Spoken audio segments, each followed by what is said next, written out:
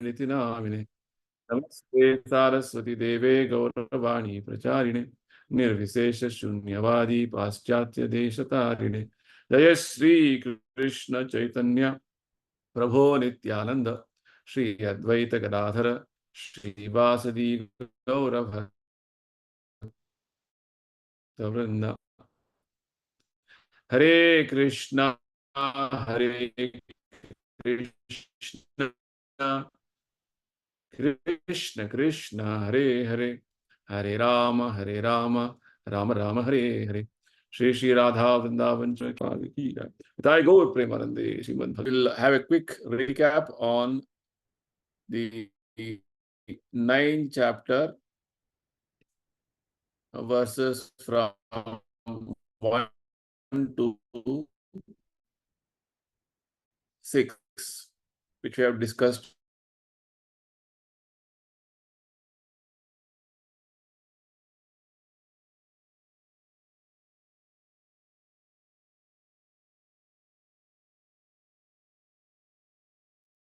Hare Krishna. Am I audible? Hare Krishna. Hare Krishna. Yes, Prabhu. Yes, Prabhu. It was breaking a little bit and then now it has come back normal.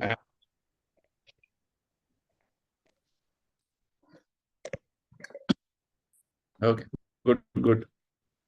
Let's see what Lord will sanction. Okay, let's go our service of discussions. Okay, so the 9th chapter began with Lord Krishna's instruction to Arjuna. The first verse, Krishna says that I am going to instruct you. It has not been imparted so far, and this knowledge is being imparted to you because you are non-envious, anusuyave, and because you are my dear friend. And understanding this knowledge and its practical application, Jnanam Vijnana Sahitam, Krishna said, will liberate you from this cycle of birth and death. It will give you liberation, Krishna said. Basically, Krishna wanted to give much higher understanding about his opulences, his energies working. And with this, Arjuna would be more enlightened and more attached to Krishna for his devotion. And Krishna also explained the 8 qualities of this pure, confidential, most confidential knowledge. Right? He said, this is the Raja Vidya, the topmost knowledge, because it is concerning about the devotion. And it is Raja Vidya, Raja Guhya. It is most confidential. Why? Because this knowledge is actually giving us the enlightenment about the soul's activities in spiritual world. Right? Raja Vidya, Raja Guhyam, Pavitram. Pavitra means the purest, Uttamam. It is transcendental to this material world. It is not anything of this material world. Basically, Raja Vidya, or the most confidential knowledge, means devotional service, as Prabhupada explains. So devotional service is the topmost knowledge. It is the most confidential understanding, and it is purest. It is transcendental, and directly we can perceive. When you practice devotion, you can directly perceive the results. Pratyakshavgamam. And it is a supreme religion. Right? Highest religion. Religion doesn't mean any concoction. It is the order given by Krishna, and the final order Krishna is giving in Bhagavad Gita is what? We have to surrender to him. So this is what Krishna is, right? Dharma. So dharmyam susukam, it is very easily and happily performed. And it is inexhaustible. These are the 8 symptoms, or the 8 qualifications of the most confidential understanding or devotional service, pure devotional service, Krishna says. And one who doesn't follow this, he will, one who doesn't have faith to follow them, doesn't follow them, then he will continue in the cycle of birth and death. Right? Mrityu samsara vartmani, Krishna said. And in the next 3 verses from 4 to 6, Krishna explained about his inconceivable potency, Yoga Maishwaram. And also this was explaining about one important principle known as Achintya Bheda Abheda Tattva.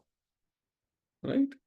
So Krishna says, I am all pervading, my energy in the impersonal form. Jagad Avyakta Murtina. I am everywhere, all pervading, unmanifested form, everything is there. And then everything is resting on me, Krishna says, but I am not there.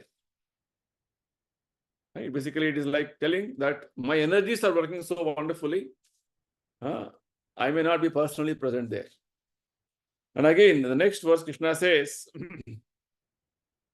yet everything that is created does not rest in me. Right?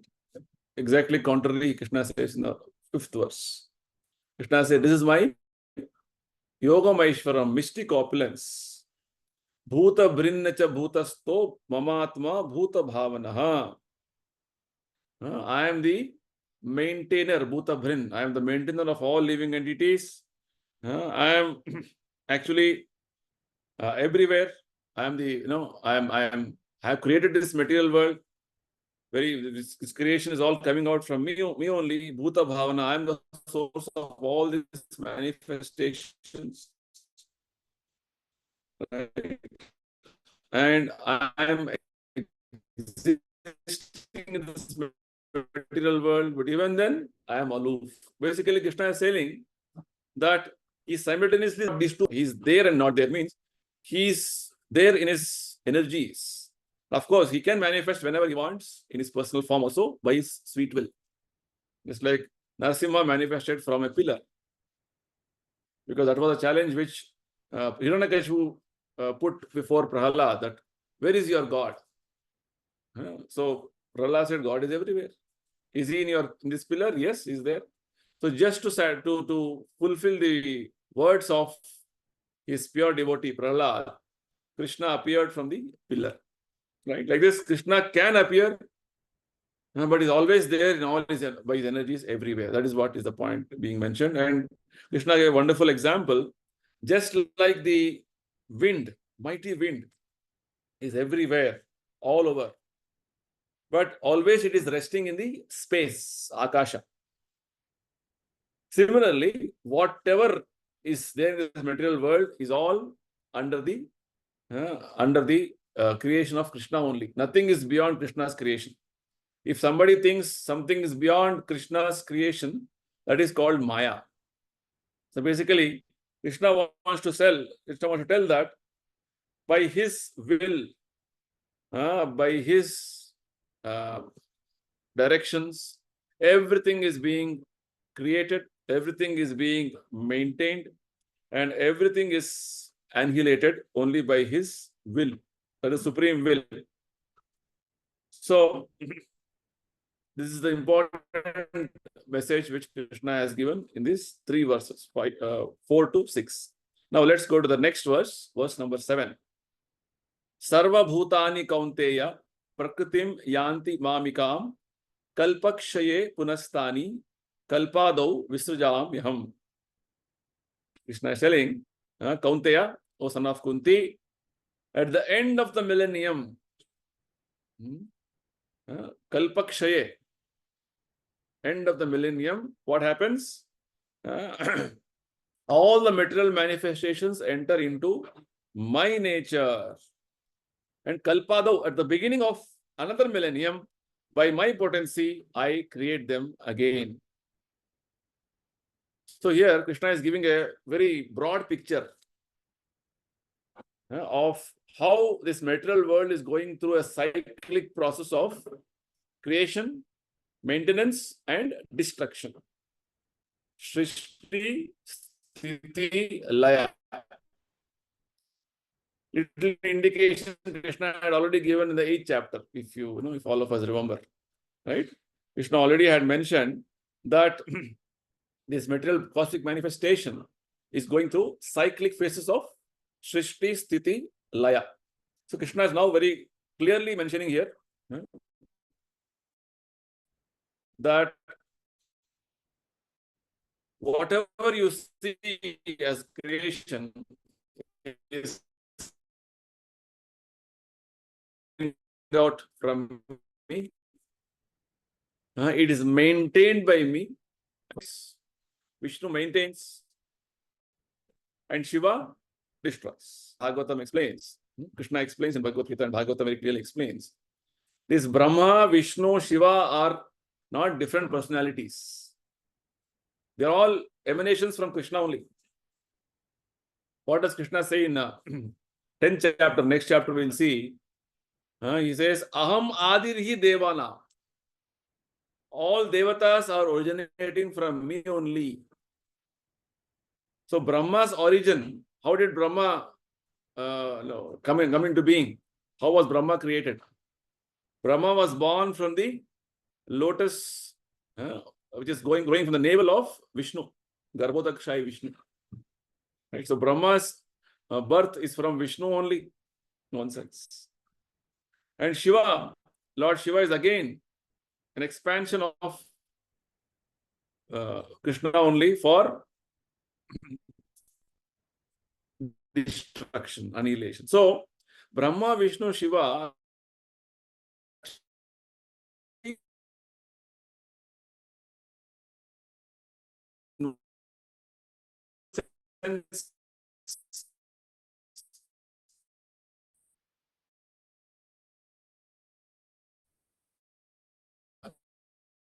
if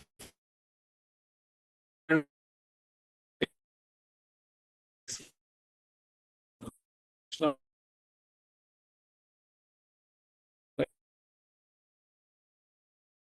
but uh, also Krishna apareyam. So this thing is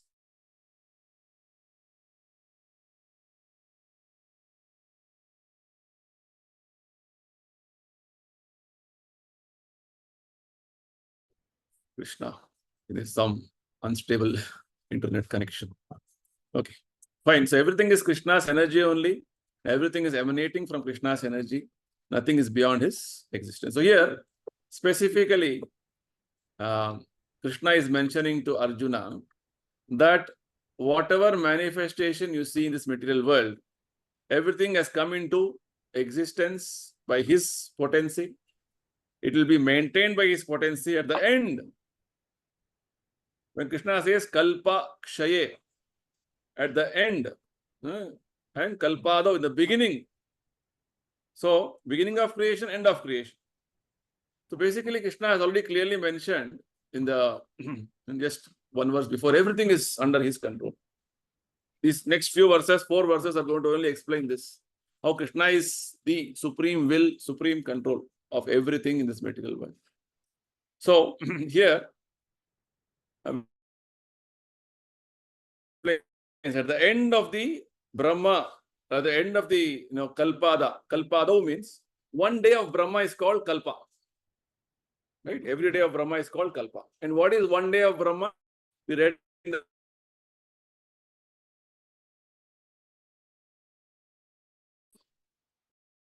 Sarvayuga Paryantam. 1,000 cycles of 4 yugas. Satya, Vapara and Kali. These 4 cycles, 1,000 cycle, 1,000 cyclic rotations of 4 crore 30 lakh years.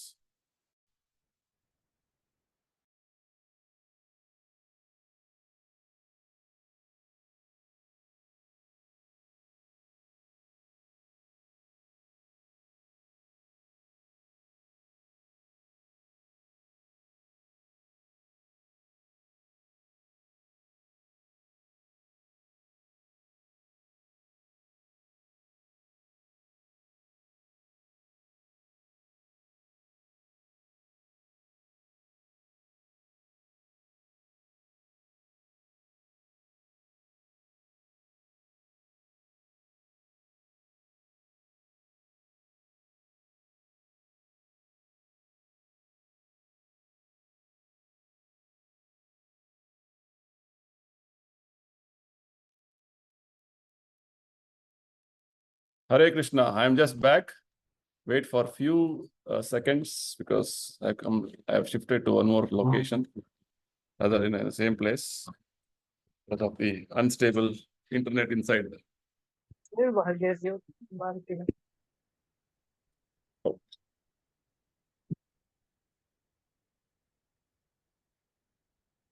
okay. Okay. Fine. Hope I am audible now. Hare Krishna. Yes, yes, Prabhuji. Hare Krishna. We can hear you, Prabhuji. Yes, Prabhu. Better. Okay. So now when Krishna says that he is the, what happens during the end of the day of Brahma, Kalpakshaye Kalpado, at the beginning of Brahma's day, at the end of Brahma's day, what happens?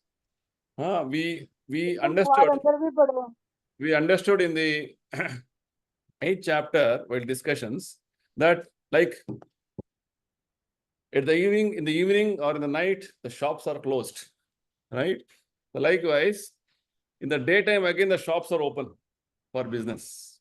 Likewise, at the end of Brahma's day means whole, creation up to certain level are all annihilated.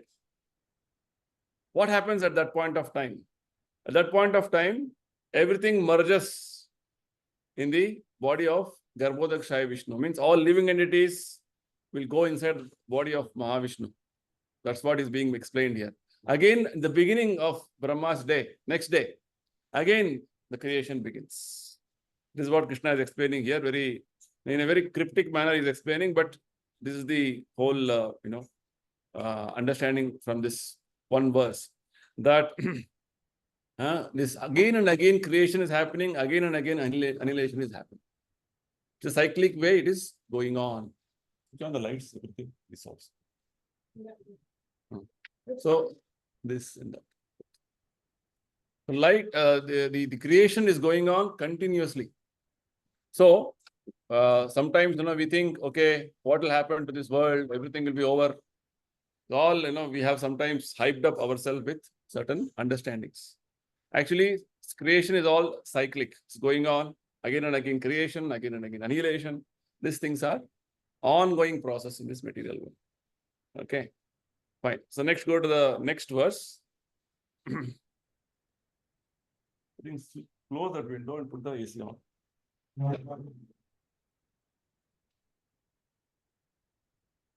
Okay. Verse number 8. Prakritim swam abhyā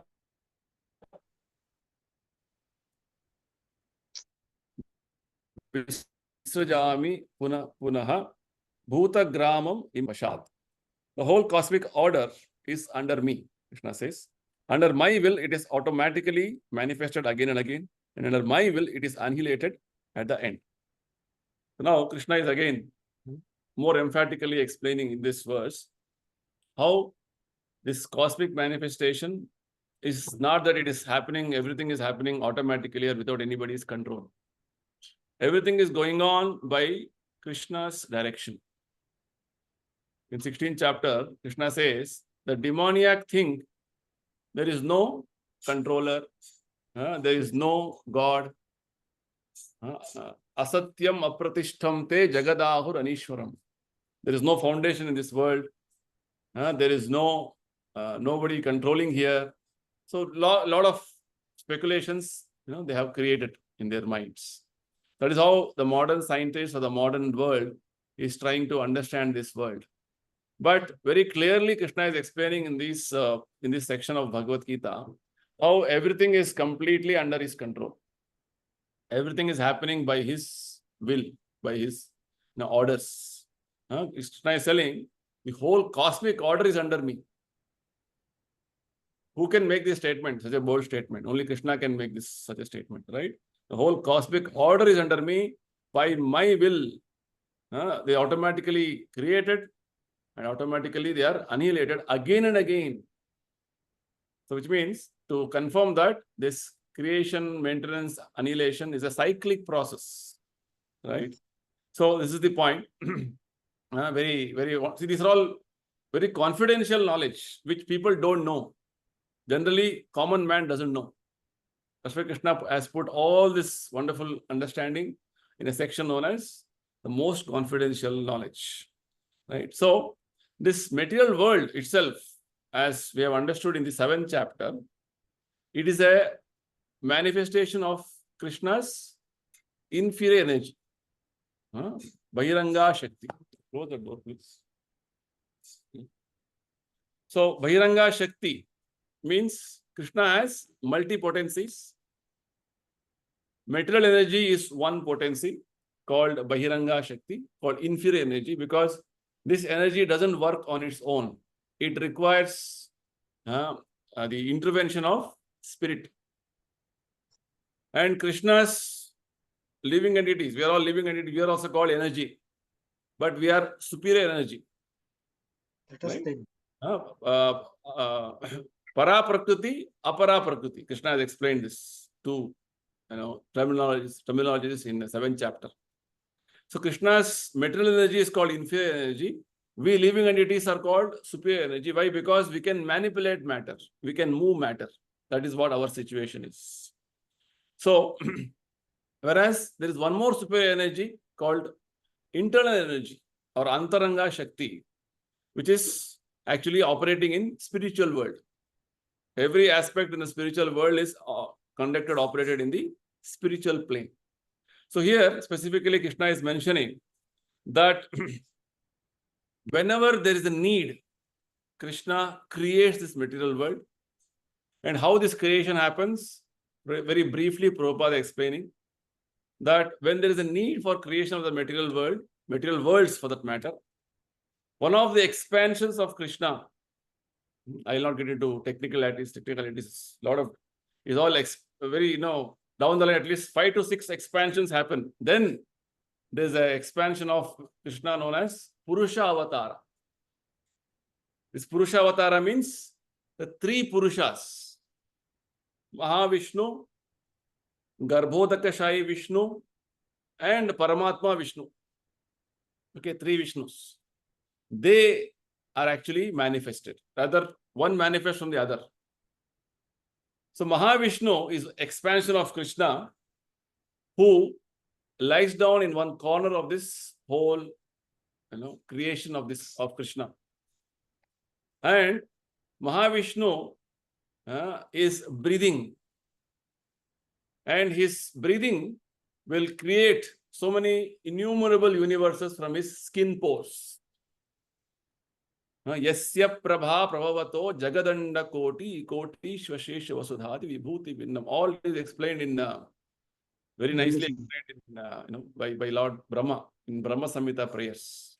Okay, so Mahavishnu is breathing, and there are innumerable universes, just like we breathe, inhale and exhale.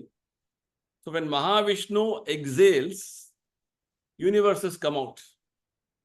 And in each universe, again, this Mahavishnu's expansion as Garbhodakashayi Vishnu enters. He, from his body, there's perspiration. When we perspire, we have some perspiration, that sweat coming out. Likewise, from Garbhodakashayi Vishnu, with expansion of Mahavishnu, perspiration happens, and he fills the universe, one universe with half the universe with his perspiration, sweat. And on that he lies down on a Ananta Shayana. And from his navel, Brahma is, this lotus flower comes out, and top of lotus flower is Brahma.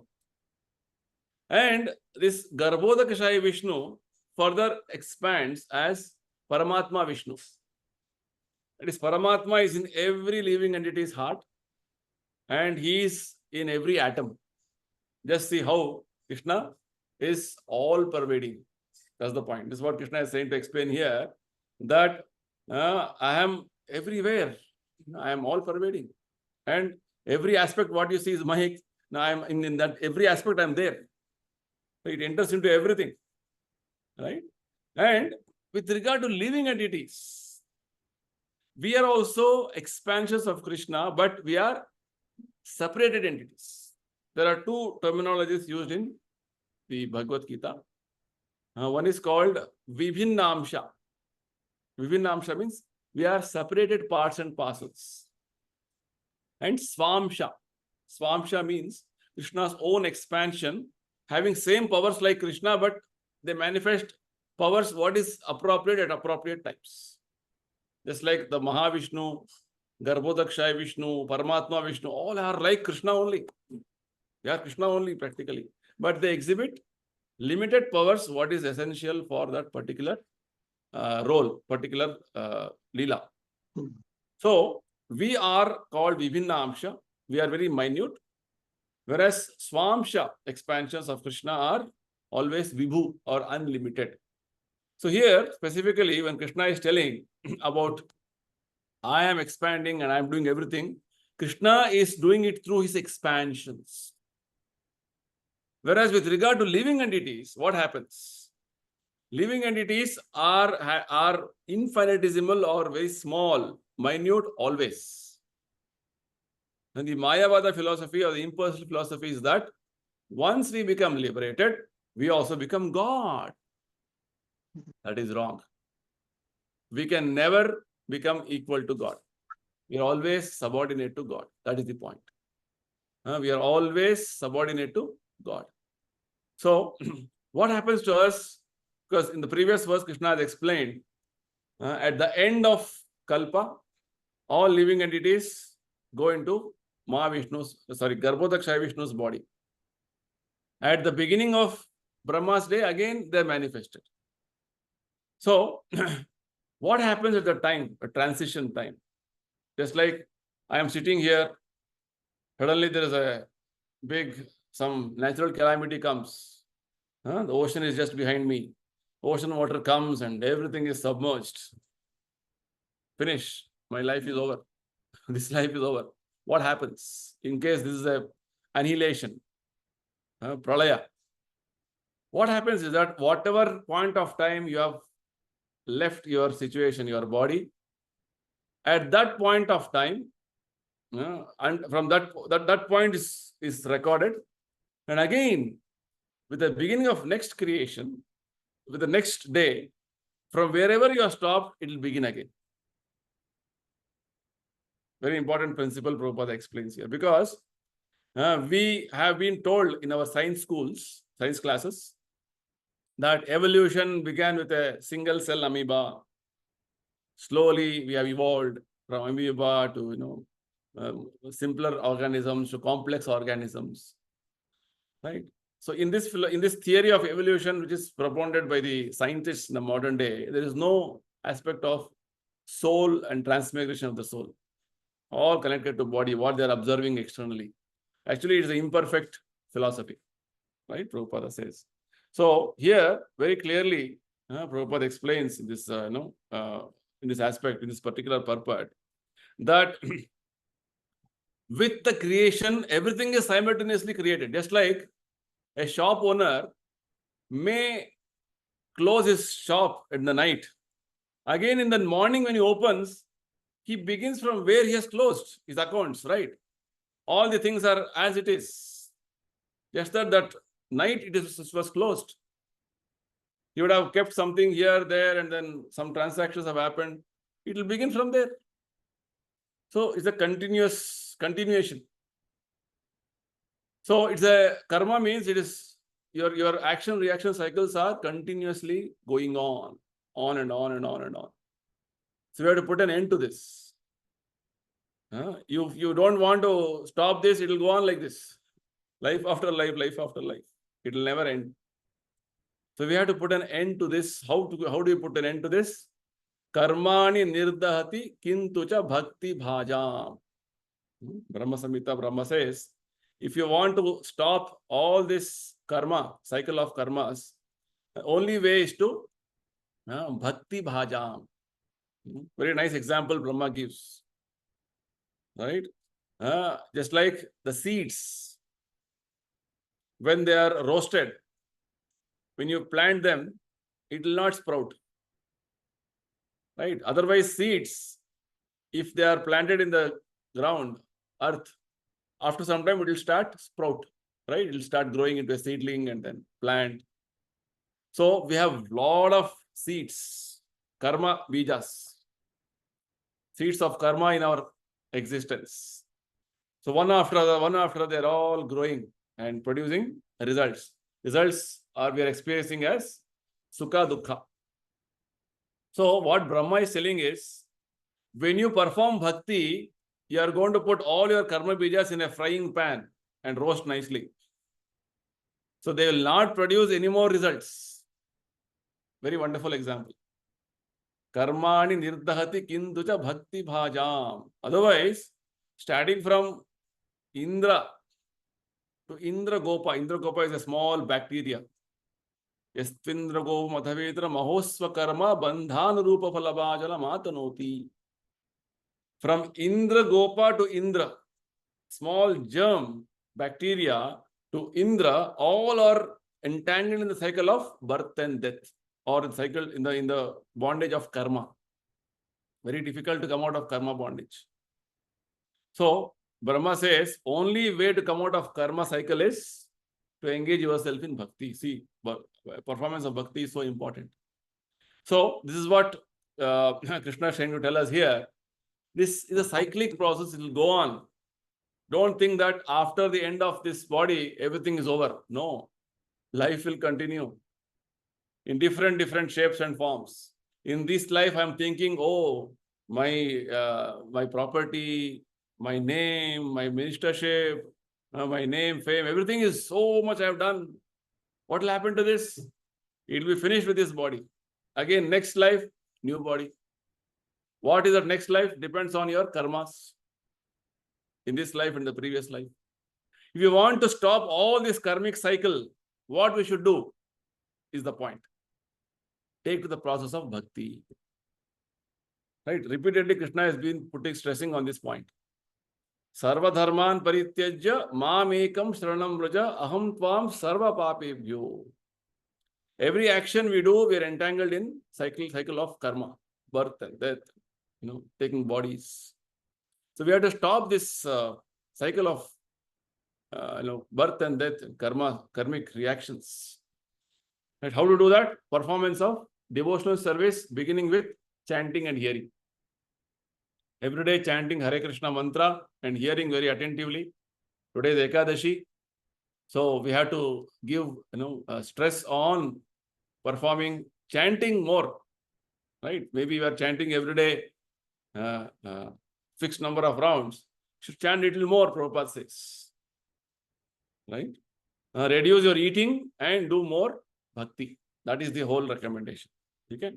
So here, specifically, the points of understanding here is that Krishna is in control of this whole cosmic world. This world is not running its own, or just to think that nobody is.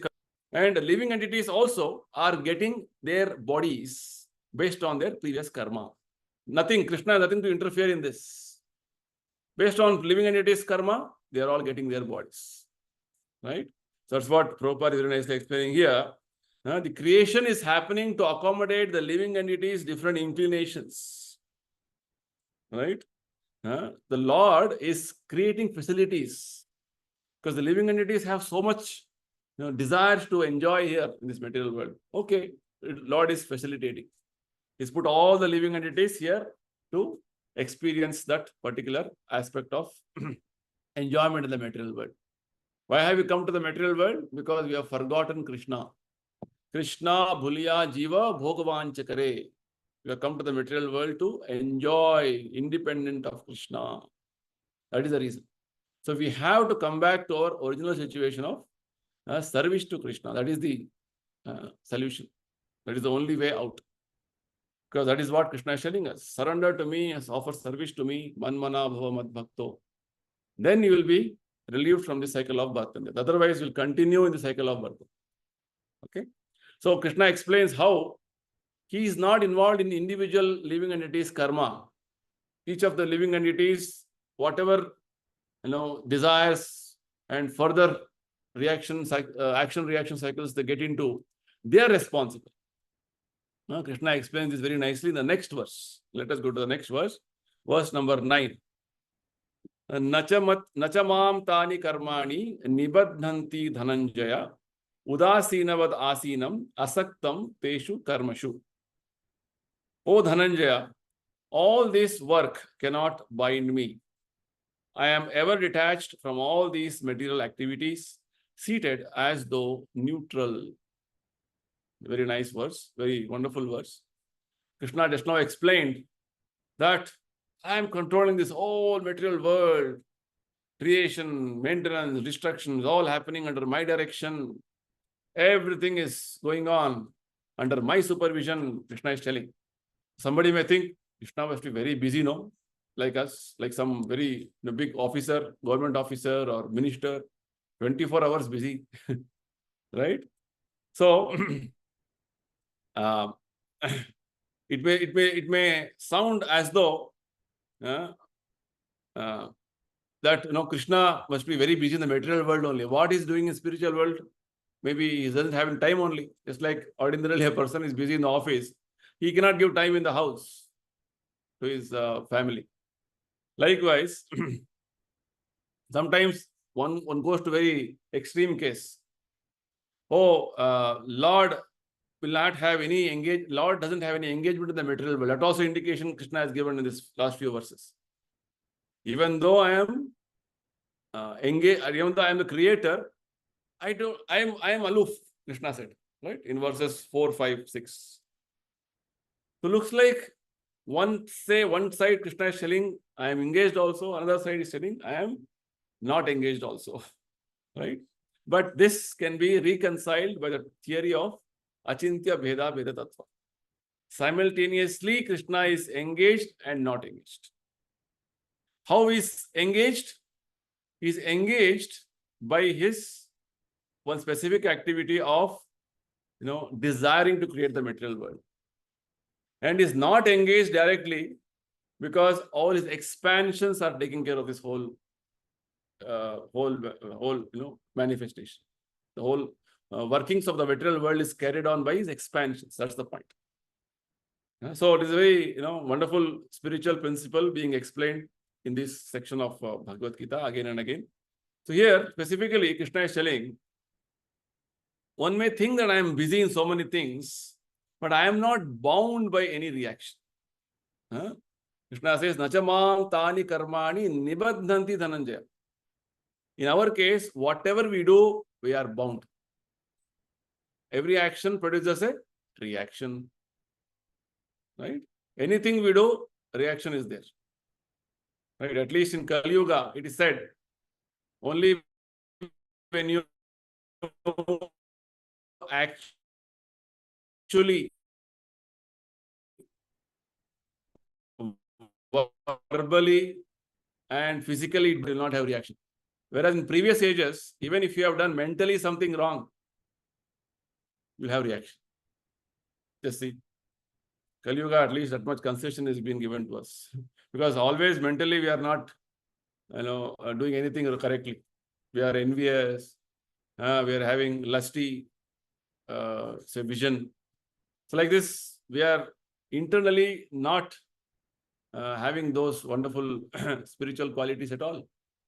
We are filled with all the demoniac qualities mostly. So here Krishna is telling, with regard to his way of working is, or his situation, his position is what? Is very confidential understanding. When Krishna is doing any action here, he is not bound by the reaction for that. He is creating the material world doesn't mean he has reaction. Prabhupada explains later on in the one more chapter. Somebody builds a big building as his house or a factory or a office, he'll have reaction. If the devotees also build a temple, they'll have no reaction. That is the difference. This is the point. So when it is connected to Krishna, Krishna's devotion, Krishna's devotees, no reaction, because they are all engaging those results of the activities to Krishna. Whereas Ordinarily, people do any action, they have a reaction. They are bound by reaction. What Krishna explained in 3rd chapter. Right? What does he say? That with every that karma bandhana, yajnarthat karmanonyatra lokoyam karma bandhana, Krishna says. If your action is not connected with Krishna's service, you are entangled. You will be entangled. Just see. This is the whole, background with which Krishna is trying to tell us here. And specifically, Krishna is telling us that he is not bound. There's a similar verse in the 4th chapter. If you can remember, rather, if you remember, the 4th chapter also, there's a verse. I'll just open that verse. Must be it is the 13th verse or 12th verse. Yeah. 14th verse. Krishna says, Namam karmani limpanti name karma phale spriha. Iti mam yo bhijanati karma mir nasa badhyate. Let's see. So Krishna is, similar point he has mentioned. He has told, there is no work that affects me, nor do I aspire for the fruits of action. And one who knows the truth about me in this way, that no work binds me, there is no fruits of action for my work. In our case, anything we do, we are bound. Only bhakti is not binding, not bind us in any way, right? So Krishna, no karma binds him. He is not behind any karma phala, right? One who knows the truth about Krishna in this way, he is also liberated. Just see. Similarly, Krishna is telling in this verse that one who knows that nothing can bind him, nachamam tani karmani nibandhanti dhananjaya, nothing can bind, no reaction can bind him for any work he does or any action he does. He is situated as though neutral, udasinavad asinam, asaktam teshu karmashu. So, basically, Krishna is telling, I am detached, ever detached. What's going on in this material world? I am not at all having any, connection in one sense. Because everything is happening in a particular manner. Krishna has established the principles of karma, laws of karma. All are happening with the laws of karma. If you want to be out of laws of karma, if you want to come out of laws of karma, a cycle of laws of karma, you perform devotion. Right? It's like a cyclic way. Cycle of action, reaction. We are all entangled in a cycle. You want to come out of the cycle, you have to draw a tangent. Right? It's geometry. And tangent means that is bhakti. You are out of the cycle. Right? Otherwise, this karma chakra is very, very entangling. Krishna has explained in Bhagavad Gita in many places about this. So here Krishna is telling, when he descends, when he apparently looks like he has done some actions, he is not bound by reactions like us. Krishna or Krishna's incarnations, pure devotees are not bound by any reactions. Very important for us to understand. Similarly, when we also perform actions for Krishna, we are not bound by reactions. This is what Krishna explained in 2nd verse of this chapter. This is Uttamam, transcendental. Bhakti is transcendental, means beyond the modes of nature. So here specifically Prabhupada explains what is the meaning of this word Udasina. Udasina means I'm not at all concerned what's going to happen. What is going on as a action reaction. I'm not attached to that. 2 words he uses, Udasina, Asakta. In our case, for example, I'll give a nice example to understand these words, Udasina and Asakti. If something is stolen from my pocket, I become very much distressed because I'm attached to that object what is stolen.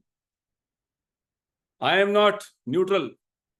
Rather, I feel pain. Right? Whereas the same thing happened to somebody who's sitting next to you whom you may not know.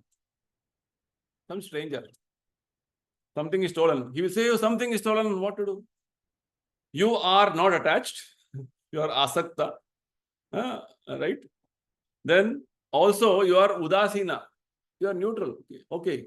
Maybe stolen. You should be careful. That's all you would say. So likewise. So Prabhupada gives a nice example here. This neutrality, to explain this neutrality. Why Krishna is telling I am neutral? I am neutral. I am not getting involved in this material world the way people are all, attached and too much emotionally connected. No. He is udasinavat asinam. So, even though he is udasinavat, he is controlling everything. Very nice example Prabhupada gives here. He is like a high court judge sitting on his bench. High court judge is hearing all the cases every day. Right? He hears very, in an unbiased manner.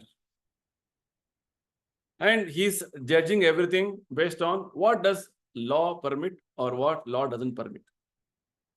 The same judge is rewarding somebody, and same judge is also punishing somebody by ordering that he has to be put in jail, life-term imprisonment, or he has to be hanged. So somebody who is not having proper understanding may think, oh, how come this judge is giving different judgments? To this person, he is giving him reward. Somebody is punishing. Maybe he's attached to this person. He is not attached to this person. No. His way of functioning is neutral position, right? He has nothing to do with, with somebody who is punished or somebody who is rewarded. Why? Because he's judging the case based on its merit, based on the law. He's giving the justice, proper justice. Somebody has stolen or done theft, he has to be punished, right? And somebody is actually due for his reward, or rather somebody has lost some property for some reason, somebody has usurped the property. So he has to be rewarded. The court will order, yes, that property has to be returned to them. He is rightful owner of this property. So like this, either case, the judge is impartial. The High Court judge is totally impartial. He is just concerned about, he's just seeing that the law is being properly observed. That's all. Similarly, about Lord Krishna also, Krishna is himself declaring that he is udasinam asinam asaktam. Asaktam here means detached, right? Without attraction, right? So he is without attraction, without attachment, doing his actions. Just like judge, High Court judge is without any attachment, without any emotion, he's just passing his judgments. Of course, he will consider every case with all the proper due diligence, with proper deliberation, and then give his judgment. Sometimes it will take time for him to understand the whole case and then give judgment. Krishna's position also is similar. And further, Prabhupada explains, this is exactly what the Vedanta Sutra says, that Lord is always neutral. Vaishamya Naigranye. Just like in our case, we hear somebody's problem from him and come to some conclusion, not hearing the other person who is also party to that case, and come to some wrong conclusion. Right? We get into this aspect of, okay, this is looking better, this is looking better, oh, maybe that is what it is. We go on guessing because we are in the dualities of this material world. Dualities means good, bad, oh, maybe this is nice, this is not nice, like, I don't like, right? Somebody I like, I want to have a favor for him. I don't like, oh, I don't want to even though he is having merit, I don't want to be fair to him. Right? That is what is in the material world going on, right? Whereas with regard to Krishna's position, he is above this material world, or is above the modes of nature. Krishna has explained this very nicely in the 7th chapter also, that he is above the 3 modes. He is never within the 3 modes, right? So this is what Krishna is very nicely explaining here, that he is not bound by the action-reaction cycles. He is functioning in a very neutral manner. Means whatever the living entity deserves, you'll get it. Not that sometimes people complain, oh, Krishna, rich people Krishna is favoring, poor people Krishna is not favoring, they're all struggling. No, this partiality is not Krishna's way of working. What the living entity deserves, he gets it. That's why it is called Udasinavad Asinam Asaktam. Right? He is not, having any sort of a inclination for some living entity, or this person is good for me. No, he doesn't have any such partialities. Basically, he's totally impartial. He's treated as though neutral. This will be more nicely explained in the later verse in the same chapter. How Krishna is impartial. Okay, let's go to the last verse of this today's session. Very important verse. Mayadhyakshena prakriti suyate sacharacharam hetunanena kaunteya jagad vipari vartate. So Krishna is telling here that Mayadhyakshena prakriti means under my adhyakshata or my supervision, this prakriti is being managed. And what is prakriti? Prakriti is one of the energies of Krishna. Very clearly, Krishna is explained in the 7th chapter. Right? It is Binna Prakriti. Krishna says, my energy. And Daivi, Esha Guna Mai, Mama Maya. Krishna says, Mama Maya, my energy. Krishna's energy it is. And she is working under the direction of Krishna. Krishna is very clearly telling here. It's a very important verse. Mayadhyakshena Prakriti Suyate Sacharacharam Hetunanena Kaunteya Jagad Vipari Vartate. This material nature is working under my direction, O son of Kunti, producing all moving and non-moving beings. Means in this world there are many, creations we are seeing. Moving means plants, trees, birds, we living entities, humans, we're all moving. There are so many non-moving entities like mountains, hills, trees. So whatever you see, all the moving and non-moving entities are all being produced by Krishna through material nature. It's a very important statement Krishna is making here. Material nature works under Krishna's direction, and she's producing all moving and non-moving entities. Prabhupada explains this very nicely. It's like the husband impregnates the wife, and the wife keeps the seed within the womb, and she goes through the period of pregnancy, and she gives birth to a child. A wife or a woman cannot give birth to a child without the seed from a man or a husband. Very important. Krishna says, Aham bija pradapita. I am the seed-giving father of all living entities. In 14th chapter, we'll see this. So Krishna, how does he impregnate the material nature, mother material nature? Just by glancing, he impregnates the material nature. So just like we just now understood in verse number 7 and 8, creation, destruction, maintenance. When the end of Brahma's day, all living entities enter into Vishnu's body. Again, they are created. How Krishna again creates? He just glances the material nature, and the living entities are impregnated. Let's see the power of Krishna. So material nature produces different types of bodies. 8.4 lakh species. Sorry, 84 lakh species. Or 8.4 million species of life. 84 lakh different varieties of bodies material nature produces based on individual living entities' karma. So the living entities are all getting different bodies based on their karma. And all this is happening how? By Krishna's supervision. Very nicely Prabhupada explains that Krishna is the supreme director. Everything is happening under his direction. Supreme Lord, supreme will. And this material nature is only managing. Very nice concept which you have to understand. Material nature is not ultimate. She is working under direction of Krishna. Right? When there is an earthquake, there is a volcano, material nature is only carrying out the orders of Krishna. Krishna desired, or rather Krishna has seen that the reaction has to come in this way. She'll just carry out that order. Basically, she is working under the direction of Krishna. Lord Brahma says in Brahma Samhita, Srishti Sthiti Pralaya Sadhana Shakti Reka Chayeva Yasya Bhuvanani Vibharti Durga. Durga is creating, Srishti, Sthiti, maintaining, and Pralaya, annihilating this material world. And she is working exactly like a shadow. Like, no, you have my hand. If I move like this, my shadow also moves. So the material nature has no independent existence. She is only shadow of Krishna. She works exactly the way Krishna wants. That is the point.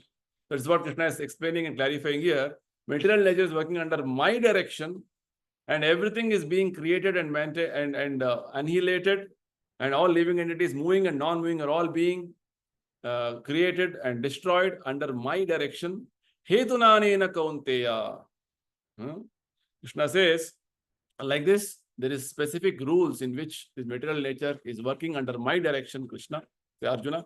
So understand this point. It is a very, very important verse which Prabhupada quotes very often. And this verse, with all the other verses which we have just now understood, from verse number 7, 8, 9, and this 10, is giving us a complete picture of how Krishna is controlling this material world, how Krishna is managing this material world, and how he's managing. He's controlling and managing everything, but he is aloof. He is udasina. He is asakta. Right? Prabhupada gives a nice example here in this purport. Just like when you are near a very fragrant flower, your smelling power can smell that fragrance. Oh, nice flower smell is coming. But the flower and the person, right, they are detached. Right? At the smelling aspect and the flower are away. Even then, you can smell that.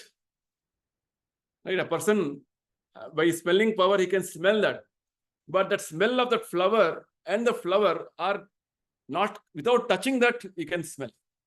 Right? This flower is distance also, you can, at a distance also, you can smell. Likewise, Prabhupada says, there is a similar connection between the material world and Supreme Lord. Actually, has nothing to do with the material world. Right? But he creates by his glance and orders by his powers. Everything is happening under this direction, but he's aloof. It's a very, very wonderful principle, which is very confidential, which generally people will not know. In our case, something you are controlling, something you're ordering means you get involved in it. Involved means you are emotionally and physically involved. Krishna, it is not like that. Right? He is involved to the extent of very remotely managing things. He is not hands-on with regard to everything, with regard to the things the way we are. He is hands-on with regard to every aspect of the things going on, but is not seen. That's how Krishna is working. So Prabhupada summarizes very nicely. Material nature without the superintendence of Krishna cannot do anything. Yet the Supreme Lord is detached from all material activities. This is the important message from these 4 verses. Okay. The first 3 verses of this chapter explain about the qualifications of Raja Vidya, the most confidential knowledge. The next 3 verses, verses 4 to 6, explain about the Yoga Maishwaram, inconceivable potency, Achintya Bheda Veda Tattva. And these 4 verses, we explained how Krishna is in control of everything, but he is detached. Asaktam and Udasinam. This is the message of these 4 verses. Okay.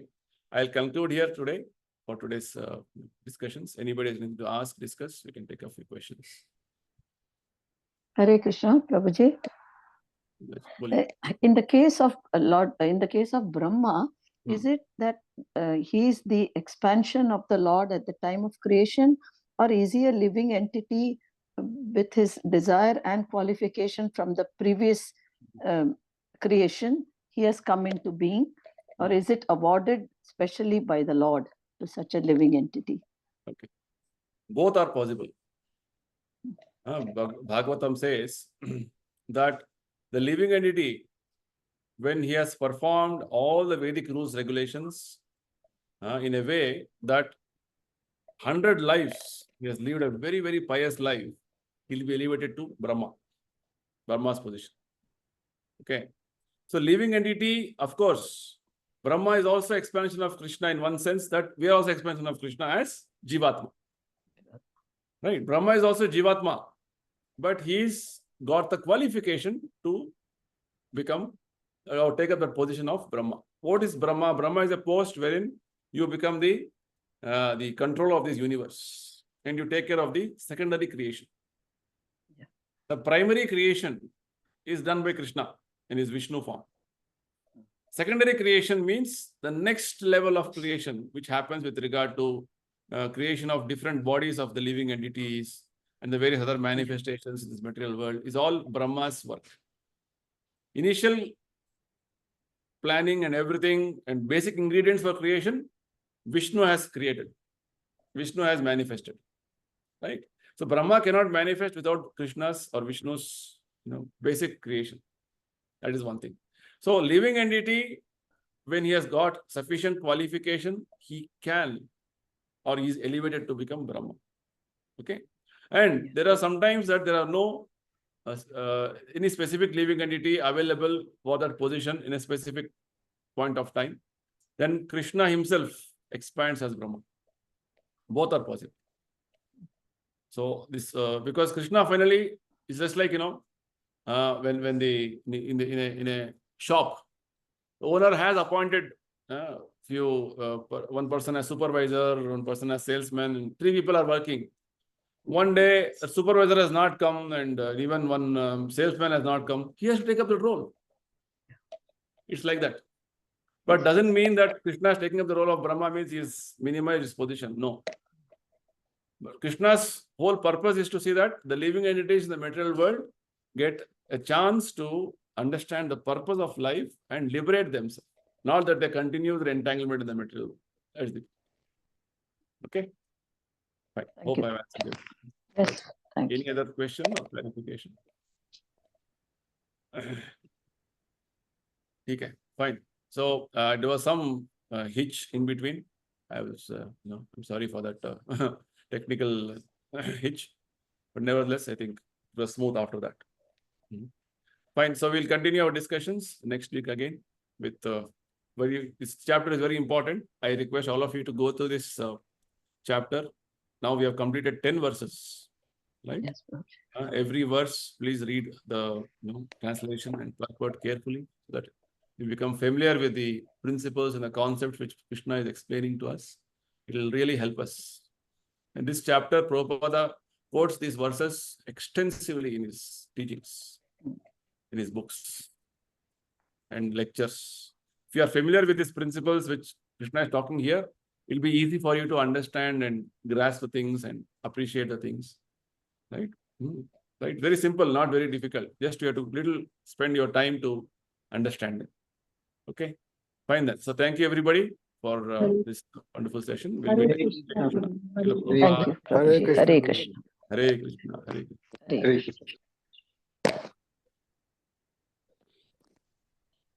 Hare Hare Krishna. Krishna.